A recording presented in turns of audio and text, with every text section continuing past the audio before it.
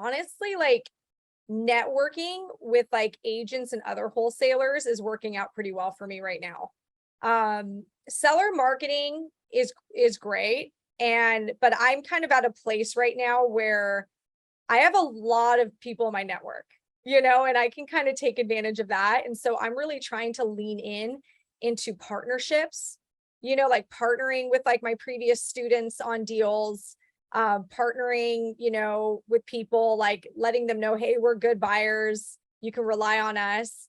I think that right now, like when people are struggling to pay their bills or they want to sell a house fast, the first person they think to go to is the agent. So in times like this, I think the agents control a lot of our inventory. So I'm trying to focus a lot of our efforts now on more like networking with agents and other wholesalers. You're listening to Ice Cream with Investors, a podcast that is dedicated to teaching you how to better invest your money so that you can live a more intentional life. I'm your host, Matt Four, and it is my goal to teach and empower you to remove the roadblocks to your financial success. Welcome back to Ice Cream with Investors. I'm your host, Matt Four, and today's episode, we sat down with Lauren Hardy. Lauren is a real estate investor with a people's first approach to business. She's invested in hundreds of properties all over the country throughout her career and has the unique reputation of being a virtual investor because she doesn't invest in the areas where she lives. Lauren is being able to preserve in many different markets by constantly following market changes, being flexible, and even willing to move markets when necessary. Lauren, welcome to the show. Hey, thanks for having me. Absolutely. We like to start with a difficult question here. What's your favorite ice cream? Ooh, this is a tough one. I'd say mint chip. Okay. Yeah. Why mint chocolate chip? I don't know, because it's delicious. Why not? Okay. We'll take it. Yeah. You're out in California where I'm assuming they have a plethora of options of ice cream shops. If we're in Huntington Beach, where can we find the best ice cream shop? Ooh, gosh. I don't know. I'm not like the biggest ice cream person, and there's so many ice cream shops. I live like in Huntington, like by Main Street. So it's like the downtown total touristy area. So there's a ton of ice cream shops everywhere. But I will say my favorite thing to do of like just like top 5 favorite things is to ride my bike with an ice cream cone in my hand. Like living out your best kid life. That is just like if you've never done that, like you probably last did that when you were like 11 years old. Yeah. Like I highly recommend trying it out. It's great. We typically ask if you're a bowl or a cone person, but there's only one way to do that, and that would be with a cone. Yes, cone all the way. All right. Well, tell our listeners, what's the scoop? What do you do today? So I'm a real estate investor, and I feel like that title it evolves every year, right? It means something else different every single year. And funny enough, I feel like I'm in a moment right now where we're going to have another evolution. There's going to be like another version of Lauren, reinventing herself yet again with this current market that we're in. The market's changing, and now, I'm looking at the opportunities around me and I'm going, ooh, like, what are we going to focus on in 2023? Because gosh, 2022 is almost over.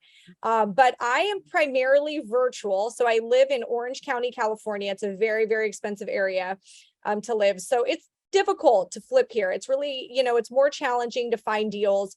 So I, maybe 6-7 years ago, decided to try flipping deals out of state, flipping houses, wholesaling houses out of state. My first venture in that was Nashville, Tennessee, which I heard you live there. Lucky. Yep. I wish I lived there. I love Nashville. But I started, flipping out of state because it was so hard to find deals in California. I was just really struggling. I was struggling to find deals. I was spending a lot of money on seller marketing, and it just like wasn't working. And but then I went to like a different state where prices weren't as high, and I was able to find more motivated sellers. So I just went where the deals were. Now, fast forward, I've flipped, I've wholesaled, hundreds of houses at this point. Right. And, now the market is shifting and sellers are starting to, say yes. And I'm thinking of coming back to California. So interesting. Yeah, so I think I'm gonna be flipping in my backyard shortly. I'm literally like putting a campaign together, figuring out like, okay, what am I gonna do to target, deals right now? Well, So I'm interested to hear about the shift that you're seeing and also where you see the market going. But before we get there, can you tell our listeners, where did your real estate journey begin? it began when I was about 25 years old. I was working full time. I was working in corporate real estate. It was more in the commercial real estate side of things. I had an 8 to 5 job, and I just wanted to be home with my kids. I wanted to find a way where I could have some flexibility, career flexibility. So I discovered house flipping, and I started flipping houses in my local market. I started with just doing maybe 2 houses a year. Then the next year it was like 3 houses a year. And then the next year, it was like three, then 10, then, it just kind of kept building. And that's where the journey really started. It was like 10 years ago, and it was just to find a way to have more time freedom. I've always wanted to ask somebody that's been in corporate real estate, do you think that helped accelerate your investing journey or understanding real estate a little bit better? Or is it like most of us, it's just another job? It's kind of what you just do. Not at all. Like not even a little bit.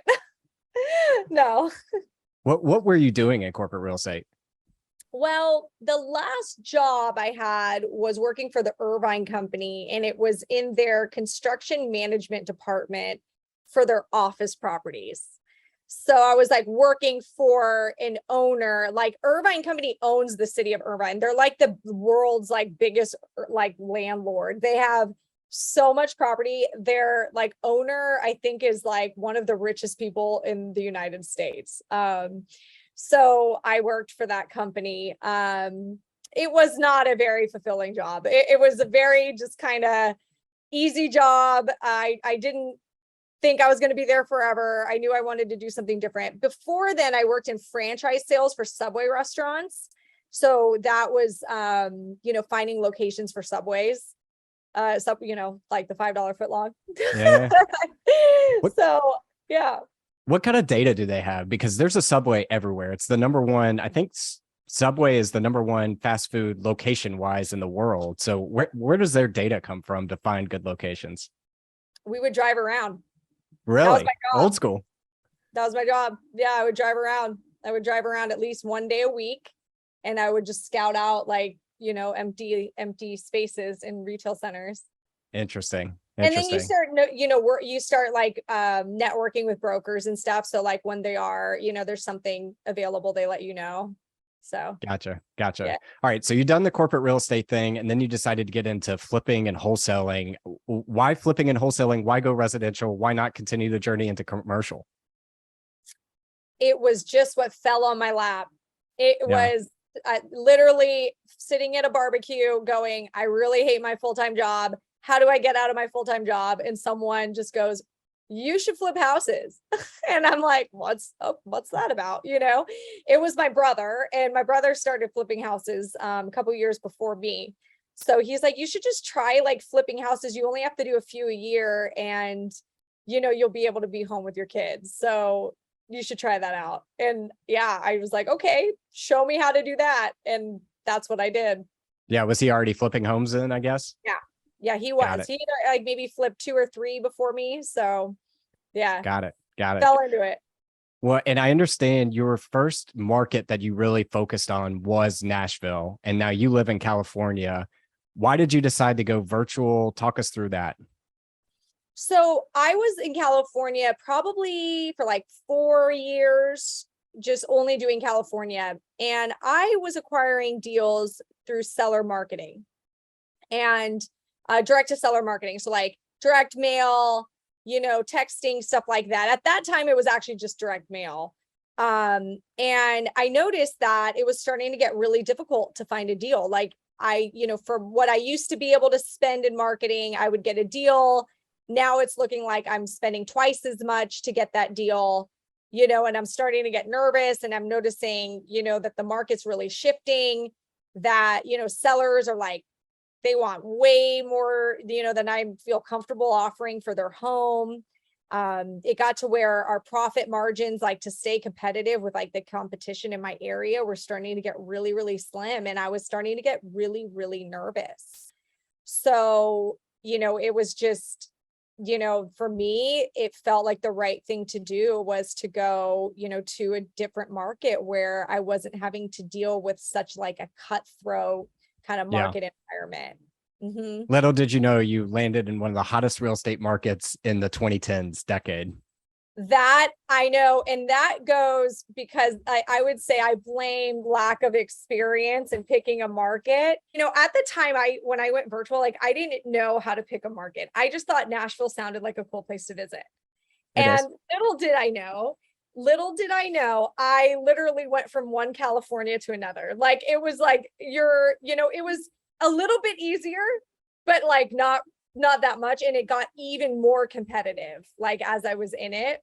So yeah, there was that. And then so what I ended up doing inevitably is just like finding a market that is like just more stable, that wasn't like going through any kind of like crazy growth period or anything. So I ended up in Oklahoma City. So I left now. So you didn't have really any kind of reason why you picked Nashville other than it just seemed like a good city. You knew things were going on in the city and you decided to land there.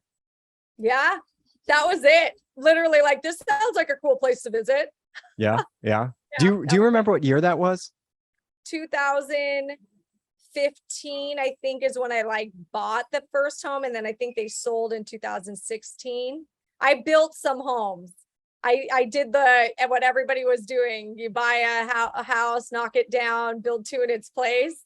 So I did that. I did 3 ground up construction projects in Nashville, and I flipped some homes there, and then I wholesaled a bunch of houses there. So let's talk about that then. If you had been to Nashville but didn't pick it for any real strategic reason, how were you able to kind of build a team, find leads, know if a good area was a good area, bad area? Talk us through like how you kind of worked through that process. You got to make a lot of friends. So I just made a lot of friends. I made realtor friends. I made contractor friends. I mean, anybody that'd be my friend. I was like networking. And that's what ended up being, my team. I got really lucky finding that contractor. The first builder is really who set me up the most. Like he pointed me to a lender. He pointed me to an architect. Then the architect points you to another person. Like it just builds on, when you meet people, it just builds, right? Like everyone, there's like that 5 degrees of separation, Yep. right? Everybody kind of starts introducing you to someone else. And, before you know it, you've got a person you can call for every one of your needs. Yeah. 2015 was about the time when Nashville was starting to explode. It And was I like to say, starting I mean, yeah, yeah. I mean, I moved to Nashville in 2009, I think it was. And at that time, it was, where'd you go to high school? Who do you know? And if you weren't from Nashville, you were kind of banished off to the sidelines. And Mhm. 2015 was about the time where we started seeing an influx of people. And so to your point around like the 5 degrees of separation, it was a really small town at that time where everybody kind of knew each other. Yeah. Yes. But So nonetheless, glad I got to do it. It was a really fun experience, but Nashville was starting to get too saturated, so I left. yeah, yeah. Yeah. I don't know anybody that runs a scalable wholesaling business right now in Nashville successfully. Everybody, I think, is competing towards basically whatever the MLS is offering, just because it's such a hot market right now. I'm glad you said that, because there was always this, like, I've always had this little question of like, should I have stayed in Nashville? But I was like, no, I really can't make money here anymore. Like Yeah. wasn't for me anymore. Like even the development projects, it was like the developers, like I wasn't local. So like it was really hard, to get the deals. Yeah, and we're now to the point where we've got our first $1 billion investment development going on under in downtown. And so it's one of those things, if you're a local contractor or if you're any kind of developer, why would you go work for let me throw up 1 single house or 2 single houses when I could go work for these larger scale projects?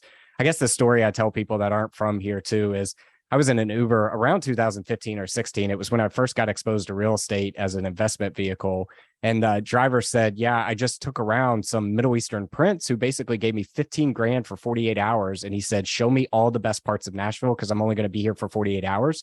And I'm going to try to Oh, invest as much money as I can. And like when you're competing with that kind of money, it's really hard to be successful. Oh, that's what, yeah, that's crazy. What a crazy story. But no, I was feeling that. I was like, there are people from Europe, like China, like there's just, I mean, you're competing with so much. There's just no point. Like, I might as well then just do this in my backyard, Right. because at least in my backyard, I can be a little bit more competitive. Or why don't you just find another market altogether? And, it's like, I don't know, you all like, you take different roads, and I chose to keep virtual like as part of my thing. And maybe there was something in that, knowing that maybe that's what made me different. And in the end, it turned into like a coaching program. And, I got into that side of like real estate education, which is a whole different business. And I've learned so much on that side too. So, it's like, it all ended up, at my journey, it was like everything kind of led me to where I am today. And I don't have any regrets. And where you are today is where you're supposed to be. Right. Yeah. So now that you're wholesaling and doing virtual in OKC and a couple other markets, who is on your team? So do you have like business development people? Do you have marketing people? Who's on your team today? Yeah. So, my team today is pretty lean. I think in the market that we're going in, like, I want to be lean and mean, and I kind of want to focus more on just buying like for myself. So, and buying flips, because it's kind of interesting how there's a lot of people pulling out, like the bad flippers are now being exposed, right? Like, and they're getting out. They're like, never mind, flipping houses is not my thing. Sucks, you lose money. Like, so now like it's back to like the fundamentals, like now, like I can actually, buy off the fundamentals, buying property undervalued, making sure there's enough room where we're safe, and sellers are starting to be realistic in that and less greedy. So it really is a small team. I've got a couple virtual assistants. One just helps me with my coaching program and my social media stuff. I've got another virtual assistant that helps in our disposition work. When we get a property to wholesale, she's helping with like the back end, like marketing of that property. And then I've got an employee that's been with me for like ever. I think he's like his 6th year with me. And he really helps run a lot of my business. So I can kind of be a little bit spread around. So small team, Yeah. but I'm happy with that. And I think with where we are in the market, I think this is a good time to be leaner, as a business owner. 100%. I was having this conversation earlier about like fixed cost versus variable costs. And one of the things I was talking about was the idea that variable cost gives you the ability to be flexible in lean times. And to your point, Yeah. I think we are going through lean times. So if you can make your costs more variable, and to your point about flipping, like when the cost of capital goes from 0 to 4.5% overnight, on top of what you're already paying, you start to see where bad behaviors are getting caught speeding. Yes. And I love that you said like fixed cost versus variable. So I did have a bigger team before, and I did that exact in 2022. I started seeing a trend, and I'm going, this isn't looking good. I got to start tightening the belt. And so I let go, of the fixed costs, and I found ways to have a team but not be on the hook for a salary, and some of that is like working with realtors and saying, hey, if this sells, I'll give you a commission, just being more creative. Like I had a full-time project manager, and he was managing some flips that were out of state, and I needed some project management, but there was kind of like, I just couldn't think creatively enough at the time. And I hired, when money's good, you're not that creative to save money. And so I'm like, oh, I'll just hire a project manager, whatever. And, then I started getting real sick of writing his hourly, these paying him for hourly pay. And, what I'm going, what is he really doing? Like, so I found a realtor that was willing to project manage as long as they got the commission, and they know I buy, at least one a month. Like, they're stoked, so I started becoming more creative. And I'm going, it's like right when you're making money, like you're not creative about saving it. Now this is such a good time to like kind of have that reminder, Yeah, I mean, that's seems to be the theme on a lot of business and corporate podcasts that I listen to these days. Is there's a lot of zombie companies out there that survive only to pay for the debt. Essentially, they're not adding any productivity. They're not adding any real value to the marketplace. their valuations continue to go up because their revenue goes up. But if you strip away and add a little bit of cost of capital, all of a sudden they're no longer in existence. So to your Yeah. project manager's point, like, what is this person really doing? I'm not having to be creative because money is flowing so freely right Yeah. now. Right. Right. And when it's not, which in 2022, I was seeing, we had a lot of wholesale deals that like fell out, there was a lot of like, and it was just kind of out of our control, and that's when I was like, something's going on in the market. Like this isn't going Yeah. well, and I knew by that time to start slimming down. So to that point, what's working in your business right now? How are you finding leads? How are you finding properties to buy and things like that? Honestly, like networking with like agents and other wholesalers is working out pretty well for me right now.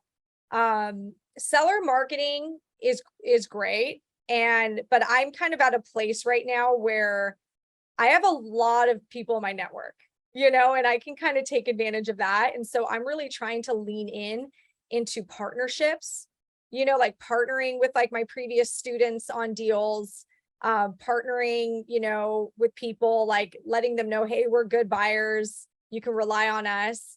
I think that right now, like when people are struggling to pay their bills or they want to sell a house fast, the first person they think to go to is the agent. So in times like this, I think the agents control a lot of our inventory. So I'm trying to focus a lot of our efforts now on more like networking with agents and other wholesalers.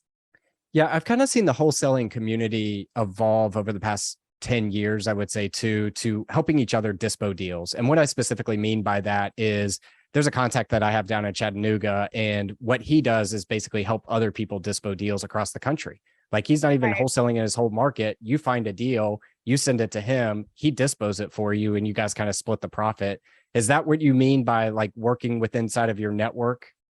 So I don't do the nationwide thing because that then requires you have to have a team to work dispo, and that's fixed costs. And Yeah, I'm like, fair. I would rather use the same buyers list that I have because I already am in this area and, it's free, and just dispo just territory specific.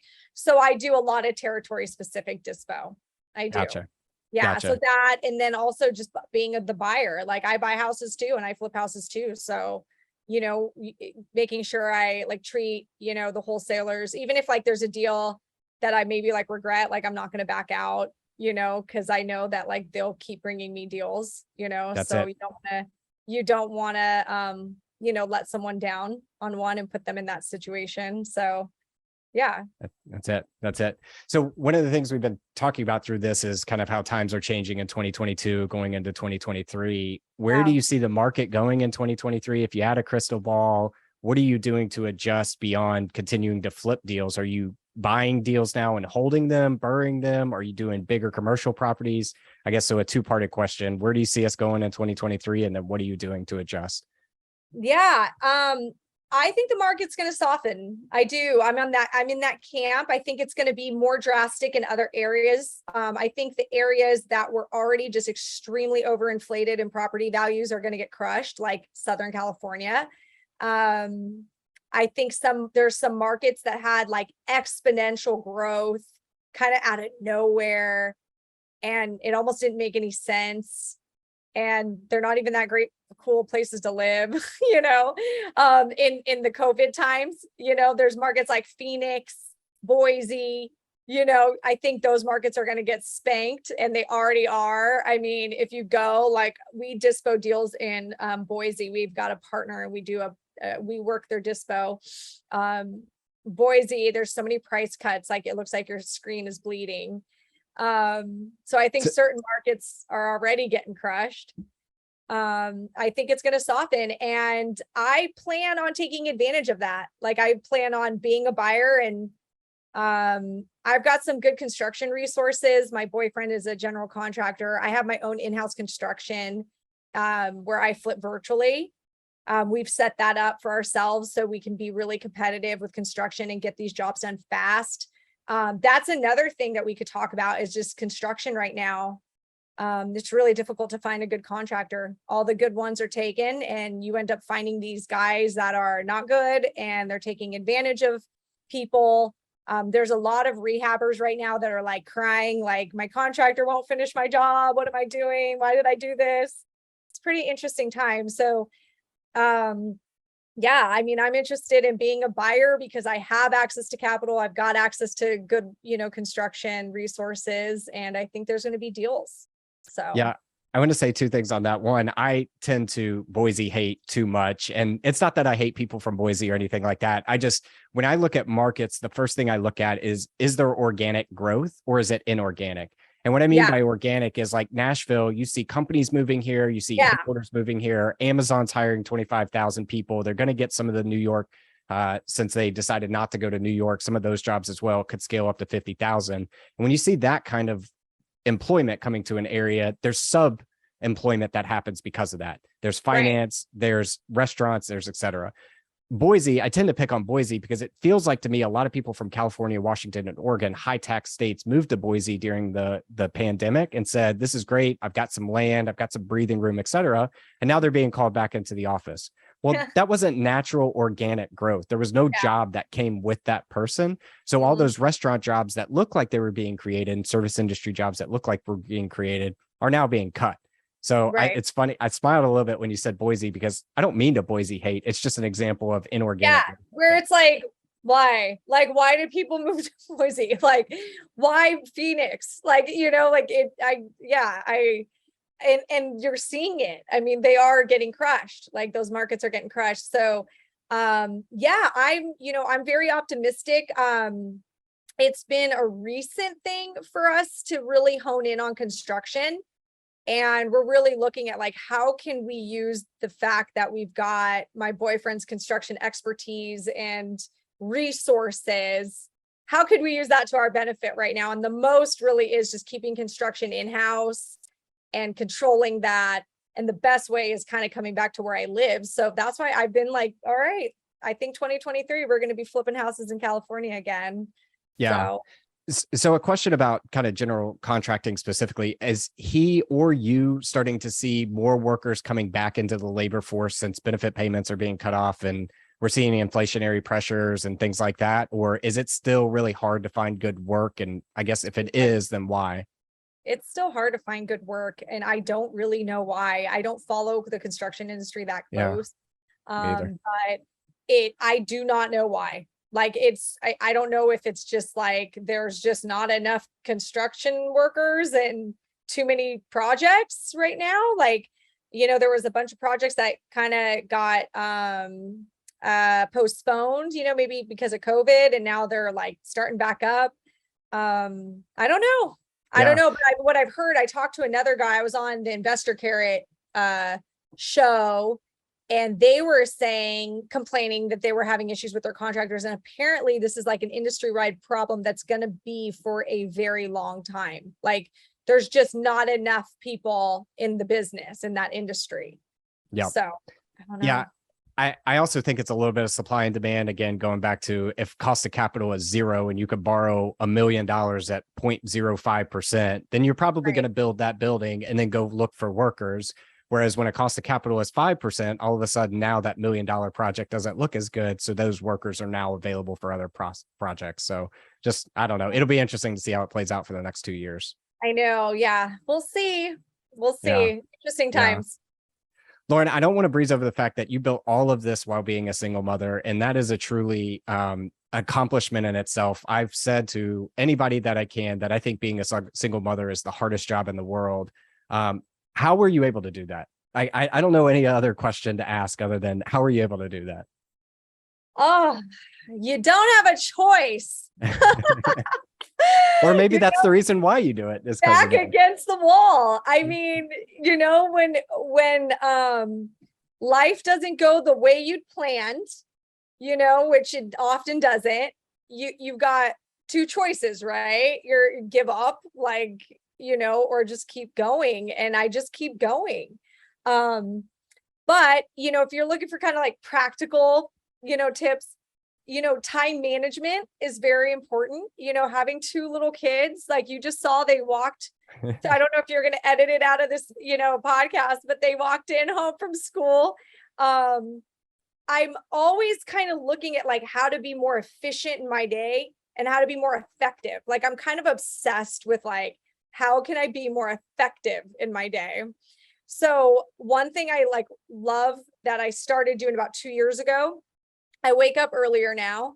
I wake up at 5:30 a.m. I never thought I could be that person. I just really struggle to wake up at 5 in the morning.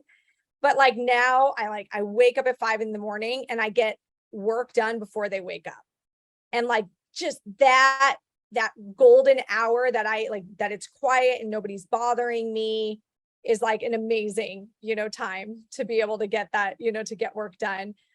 So it's you've got to be super, super effective with your time. Yeah, I don't know. I feel like that's all you can do. Well, let me ask this then, because I know every mom has the mom checklist going on in their mind at all time of, Yeah. do I have snacks? Do I have clothes? What are they wearing tomorrow? We have Jersey Day. We have picture day, all this sorts of stuff. Do you Yeah. do any kind of list sorting for business and for personal? Like, talk us through how you're able to juggle that in your mind, I guess. Yeah. Oh my gosh. My calendar, everybody says when they say my calendar, it like gives them anxiety. I just put everything. I put a lot of things in my calendar. I color code. So I Same. see like the kids stuff, like kids have they're yellow. So like I'm reminded like, oh wait, got something for my kids. Um, I this is so old school. Have you heard of the Franklin Covey planner? No. Is old school. Okay. My mom used to use these. Okay. And like I used it in college. This is like before everybody did stuff on their phones. But I used to just like up to 3 months ago, I would just bullet journal. I had a little journal and I would write like just my lists every day. And I'd keep that journal everywhere I go. And then that with my calendar at the same time. But I remembered about the Franklin Covey planner. They're still in business. And I bought one and I'm so excited. I love it. It breaks down like every day. You just have like a whole day and it's like, it breaks down your day. And you write your little to-do list in it. And I write like everything in there. I write, and it has enough space where you can write notes like for the day and stuff. So I do that. So it's a lot of writing things down, a lot of lists. Yep. Another really great tool is Monday.com. Yep. So I use Monday for like my higher level project management, like for like, how like you're always juggling like things, right? Like, I don't know, give me an idea like of what you're juggling right now. Like these little I, projects. I mean, flipping a home. I don't want to say project management for flipping a house per se, but you could definitely use it. Planning a vacation. Starting a campaign back in Southern California to flip houses, right? Like I got to think of how I'm going to do that. And like, what's the first thing I'm going to do? And the second thing and the third thing. So I use Monday.com for like the higher level company projects. And that is really helpful. I love Monday for that. So Yeah. a lot of tools and keeping yourself organized. A good project management tool will go a long way. I'll give a shameless plug. Just go search building a second brain on YouTube. And like that will talk a lot about how do you get thoughts out of your head and into a systemized format. I'm gonna write that down. Building a second brain. Yeah, I use Notion for mine because it's also a note-taking app too, and I can search it, reference it, and all that kind of stuff. I'm not very proficient at it. I'm learning, but it's fantastic once you get it. And some of these people out there have it masterfully done. So Oh, that's cool. Yeah. I love that. Well, I know you have some things coming up, so I want to be cognizant of your time. I'll switch us now to our last round. We're calling this the 5 toppings. Our first one is, what is your favorite book, or what is a book you've read recently that's given you a paradigm shift? Oh my goodness. Right now I'm reading, it's on Audible. I'm audibling. The Obstacle is the Way by Ryan Ryan Holiday. Yeah. Yep. I'm loving that right now. I had heard that stoicism is like a really good kind of philosophy when you're an entrepreneur. It really helps kind of like, managing your emotions and stuff. So I'm trying to learn more about stoicism right now. Yeah, I think I read that book 3 times in 2020. These are really good at kind of breaking that down. Yeah. Mhm. Our second one is, I believe that the person you become 10 years from now is directly correlated to the habits that you have and the things you do every day. What are some of the habits that you have? I wake up early. So getting up early. I try to go to the gym at least 4 days out of the week. And then the fifth day is like more of a like run on the beach or something, like hike or something more leisurely. So I think those taking really good care of my body is important to me, because with your body, like it affects your mind. If you're not healthy, like I see that in my mind and my ability to focus and not get brain fog. And so I'm really like careful about just like taking care of my body. I've got a thyroid disease. So I did see like when my body was not doing well, like how I was having a very, very difficult time making decisions and staying focused throughout my day and being like effective. Like my brain would just be like not working. And it was because of my health. It had nothing to do with like, me wanting something, or I didn't have agency in it. It was just like my health wasn't well. So I try to really take care of like myself. Yeah, 100% agree. As a long distance runner, I'm surprised that you say running on the beach is leisurely. I think there's nothing harder than running in sand. I don't run probably as long as you. Not on the beach. We have a strand. We have a Yeah. boardwalk, but I probably don't run as long as you and not as Yeah. fast. Beautiful out there, I'm sure, Yeah, though. it's pretty though. Yeah. Yeah. Our third one is, what's the best piece of advice you've ever received? I kind of think the advice of just don't quit. Someone told me this story about Winston Churchill and that he went, I don't know if you ever heard that story, that he talked at a college and all he said was don't quit and left. And so like something about that speech, like just don't quit, like no matter what, like you're going to have bad days. Like I don't have it all together. I think it's like so funny in these podcasts, like we always get interviewed as if everything is like great. And it's like, no, like we don't have it all together. I have bad days. I had a bad day yesterday. I've had a bad day last week. Like, we have challenging times. We go through challenging times in our businesses. We don't always have it all figured out. And, but I think as long as you don't quit, like you'll make out of it. You will.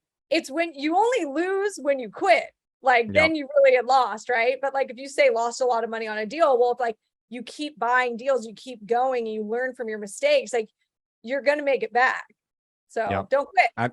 I love it. I had a friend one time who was a chief of staff for a billionaire. And I said, what was that like? And she goes, it's basically like your life where you don't think you have it together and you're just kind of working it day by day. They're doing the exact same thing. They're just doing it at a higher level and they're a little bit better at it than you are. That's so interesting. That's crazy. My dog, by the way, just chewed my shoe. Need a new shoe. And I need a new shoe. See, I don't have it together, guys. Yeah. Our fourth one is, what's the thing you're most proud of in your life? My girls, my daughters, they turned out so good. They're 9 and 11. And I don't know. I had them really young. I didn't know what I was doing, but I just tried really hard. Like I read parenting books and I knew that I wanted them to grow up differently than I did. And I'm just amazed now that they're kind of out of that crazy young stage, that they're like so responsible and they're so kind. They're so kind. Like they're good, nice kids. So I'm very, very proud of them. Talk about how nobody knows what they're doing. No parent knows what they're doing. They're just trying to do their best at the moment in a given time. True. Well, our last one is, if you could sit down and eat a bowl of ice cream with anyone, dead or alive, who would it be and why? My gosh, I feel like, right. I'm a big Darren Hardy fan. Who's that? Darren Hardy is no relation to me. He's an author and he was like the owner of Success Magazine. And he does this really cool daily email. It's like you get this email video to you and it's called Darren Daily. And it's just this pump you up video. Like he gives such good advice. Every Darren Daily is like, you listen to it and you're like, I'm going to kick today's, very successful guy. He actually got his start in real estate and he is really motivational. So I would love to, sit with Darren Hardy, I think. Yeah. Kudos. First time I've ever heard that on the show. Mm-hmm.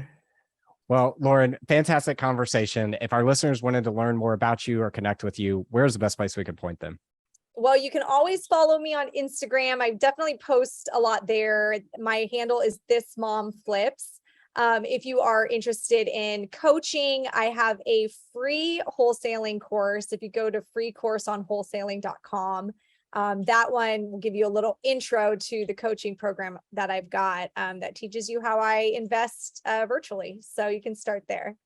Awesome. We will link those in the show notes. And then Lauren, thanks for coming on the show. Yay, thank you for having me. It was great. Thank you for listening to Ice Cream with Investors. If you like what we serve you here, it would mean the world to me if you would like, subscribe, and leave a review on your favorite podcast app.